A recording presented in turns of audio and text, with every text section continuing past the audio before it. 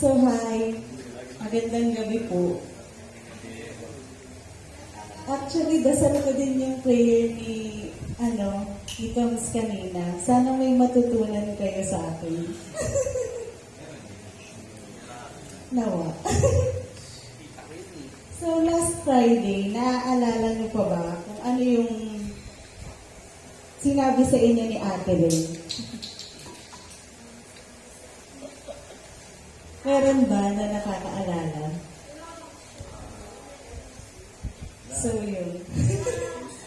Ang sad naman. Charot lang. Ate Ray, no? Hindi na nila naalala. So, last Friday, sinare sa atin ni Ate Ray na tayo daw ay mga pinili. We are the chosen ones. Sa simula pa lang, pinili niya na tayo. Bago pa natin siya makilala, tinatawag niya na tayo. And He is calling us by our names. Hindi lang yung bastang, hoy, come follow me, or tara sama ka sa akin, or sunod ka sa akin. But He calls us by our personal names. Darlene, come follow me. So our call is very personal and unique. Wala tayong kaparehong calling. Hindi pwedeng yung calling ko, calling din ni Mekmek. O yung calling ni Mekmek, calling din ni Lorraine, diba?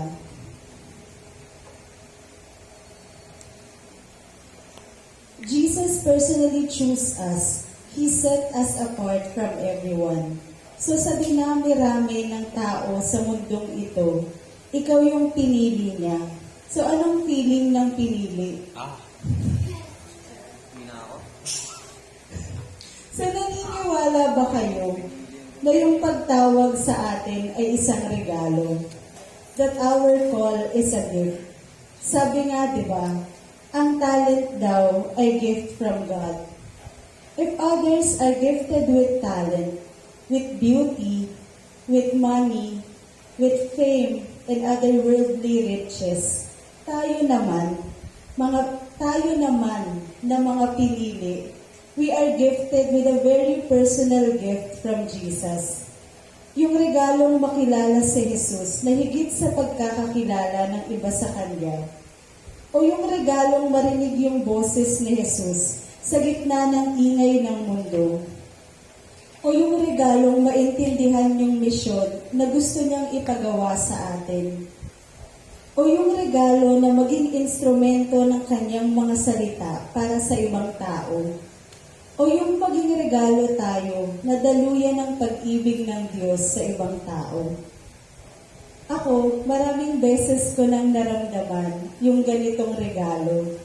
Sa iba't ibang pagkakataon, sa iba't ibang paraan, at sa iba't ibang tao. Pero sa ngayon, hindi lang basta regalo yung binigay sa akin ni Lord, kundi isang treasure. Treasure na habang buhay kong iingatan at maaalala. So kagabi habang pinag-iisipan ko kung ano nga ba yung isi-share ko sa inyo, sobrang strong lang sa akin ng Verbum Day. Yung community natin dito sa Verbum Day.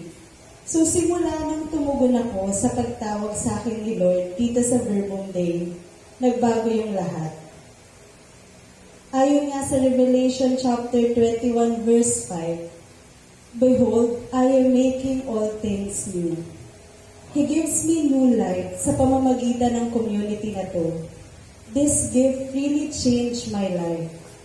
Kung yung iba sinasabi na kung magkakaroon daw sila ng 1 million, ay siguradong magbabago daw ang buhay nila. Ako naman, si Coms Ako naman, simula nung niregalo sa akin ni Lord tong community na to, ay totoo namang nagbago yung buhay ko. Magang.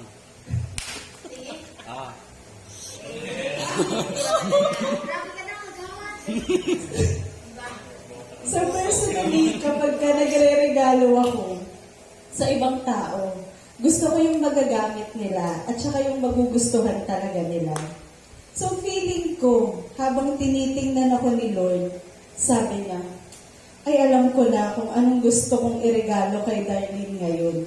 So kung naaalala nyo, December last year ako unang umattend dito sa Verbum Day. So that time, yung Verbum Day yung regalo niya sa akin last Christmas. Kayo yung regalo sa akin ni Lord. So ito yung regalo na hindi ko makakalimutan. Totoo naman talaga. So simula nung tumugon ako sa tawag niya sa pamamagitan ng Verbum Day, I experienced love, genuine love. So this community is a gift from God. Our calling in this community is a gift from God. Dahil sa Verbum Day, yung iba sa atin, na-experience yung true love na hindi natin makuha sa iba. Na hindi natin makuha sa pamilya natin, sa mga kaibigan natin, sa mga classmates natin, or sa mga taong nakapaligid sa atin, di ba? Ito yung naging tahanan natin na kung saan nakikilala natin yung totoong nagmamahal sa atin. Sino ba? Di ba? Siya. Siya. Si Jesus na ating Diyos. Kahit sino man tayo, or kahit na anong uri man tayo ng tao, yung pagmamahal niya sa atin, hindi nagbabago, hindi nawawala. So, share ko lang. Wait, nahihiya ako.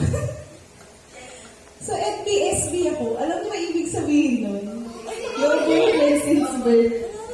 So, yung mga taong unang beses na nakakaalam nun, kinakaawaan ako, promise. Nakikita ko yung awa sa mukha nila. Yung feeling nila na parang, shucks, hindi pa ito nakakaramdam ng pagmamahal. Hindi pa daw nakakaramdam ng pagkado. Yan talaga, promise. Nakikita ko talaga yun sa mga mata nila, kahit hindi nila sabihin. Hindi lang din.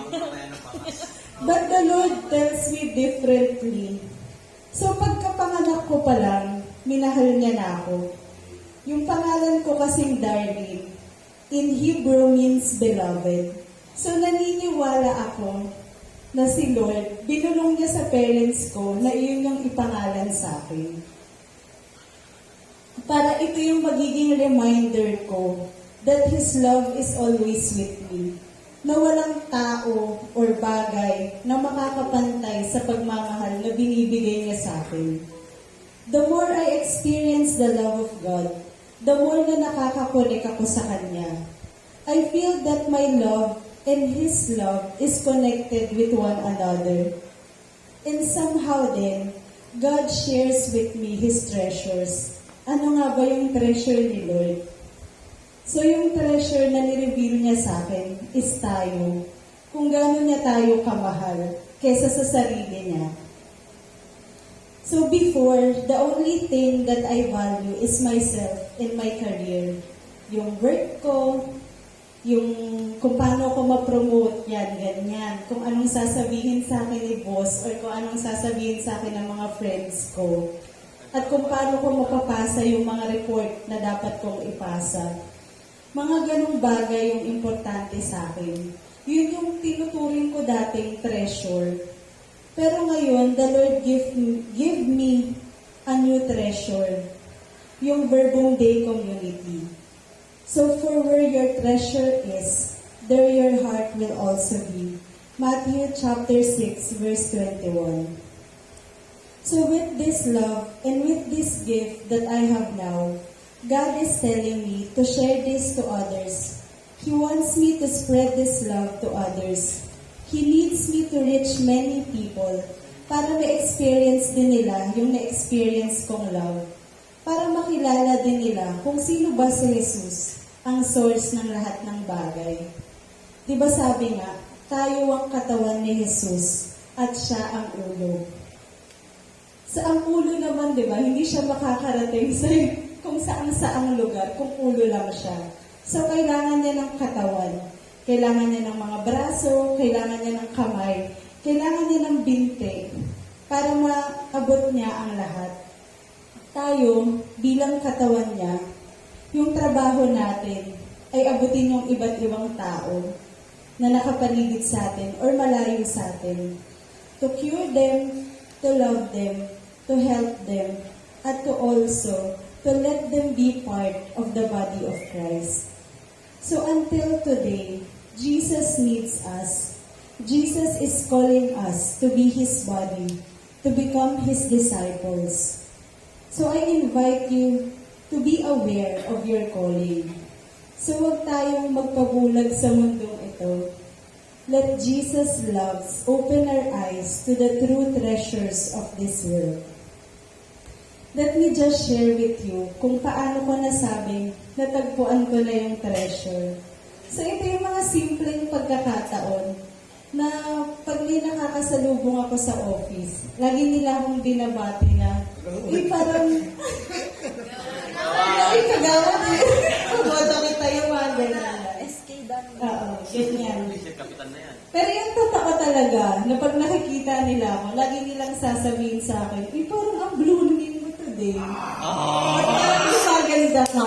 Pero parang, totoo naman na masaya naman talaga ako ngayon. At totoo naman na may nagpapasaya talaga sa akin. Pero iba siguro dun sa iniisip nila na nagpapasaya sa akin. So grabe lang na nagre-reflect na sa physical appearance ko. Ewan ko kung totoo. Sa physical appearance ko, yung joy na nararamdaman ko. So yun yung mga pagkakataon na na-assure ako na nasa right path ako. Na this love na nararamdaman ko is totoo talaga. So I pray that every one of us will see their own treasure that God has prepared for you. And also, naway maging treasure o regalo din tayo para sa ibang tao. Remember that for where your treasure is, there your heart will also be.